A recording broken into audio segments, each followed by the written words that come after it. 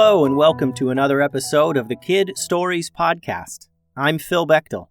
Let's get on to some shout-outs. Emlyn Johnston from Montana keeps sharing the most awesome drawings. Thanks so much, Emlyn. I think if you were a character in the stories, you'd be a wind rider, a witch who can literally ride the wind from place to place. Thanks for listening, Emlyn. Artie and Charlotte are longtime listeners. They've shared numerous drawings and story ideas that are so good. Artie and Charlotte, I think if you two were characters in the stories, you'd be sibling tree beasts who roamed the land in search of each other, and you'd finally be reunited in the southern swamps. Thanks for listening, Artie and Charlotte. Last time on the Kid Stories podcast, the ninjas, along with Old Witch Tubes, had emptied the Crow's hideout and given everything away.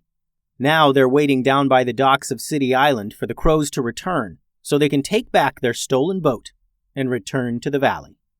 Today's episode is titled After the Crows, Part 2. The ninjas, again in their disguises, hid in plain sight down at the docks of City Island.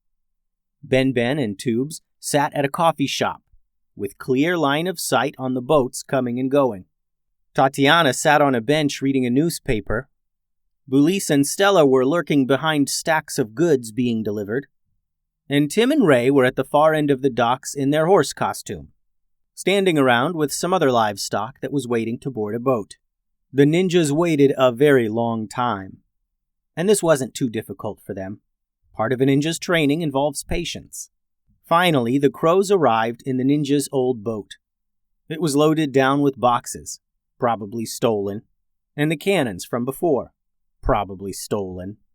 The ninjas watched as the Crows all meandered off the ship, looking very pleased with themselves. They waited until the thieves had all disappeared up into the busy cluster of buildings that was City Island. The ninjas slowly walked to the boat inconspicuously, trying to remain in character until they reached the boat. Just before Tubes set foot on the deck, a member of the Crows' Thieves Guild popped up out of the hold carrying a few sacks of things over his shoulder. As he turned toward the dock, he saw Tubes and the others standing together waiting to board. With them all standing there in a group, he recognized them right away. The thief let out some sort of signal call before the ninjas could subdue him. Caw! Caw! Caw! Tatiana leaped onto the boat and tackled the thief, while behind them, the Crows rushed back to the boat, responding to their friends' call for help. A group of thieves spilled back out onto the docks and ran for the ninjas. There wasn't time to get away on the boat. They needed to deal with the thieves first. Tim and Ray decided to stay in their horse costume, and as a pair of thieves ran past them, Tim reared back and kicked his legs out behind him, bucking like a horse, and kicking the thieves across the docks. More thieves leaped onto the boat after Tatiana and Tubes threw powder in their faces, freezing them in place. Ben, Bulis, and Stella engaged the thieves on the docks, moving to prevent any more from rushing onto the boat. Tatiana threw one thief off the boat and into the water, and then her and Tubes pushed the frozen ones out into the sea as well, where they splashed in surprise and swam to find a ladder to climb back up to the docks.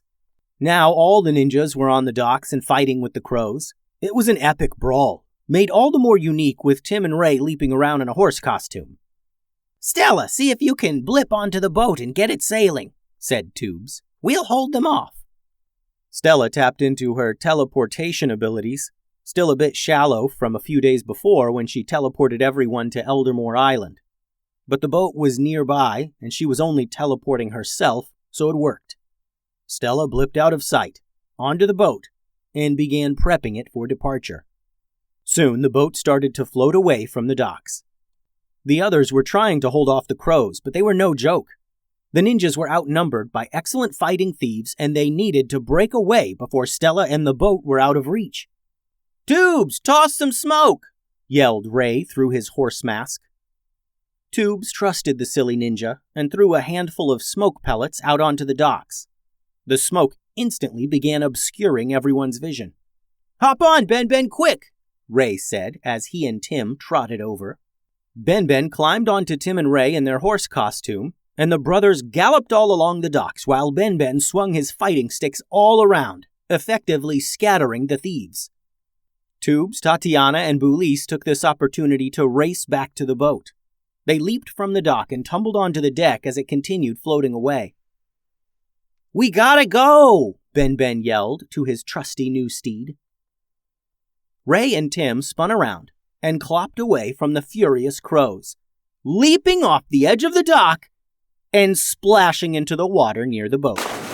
Stella continued to direct the ship away from City Island, while Tatiana and Bulis tossed ropes out to Ben, Tim, and Ray. They grabbed the ropes and pulled themselves up, with help from the others on the boat. The crows all stood on the edge of the docks at City Island, watching the ninjas escape. "We'll get you, ninjas!" yelled their leader. "You'll regret this!" The ninjas just waved back, smiling. And as the ninjas continued sailing away from City Island, the crows, defeated, walked back up to their hideout. The ninjas could hear their angry screaming in the distance as they discovered their place completely empty. The end. Thanks for listening, friends. The website is kidstoriespodcast.com. Send all your drawings and things to kidstoriespodcast@gmail.com. Adios.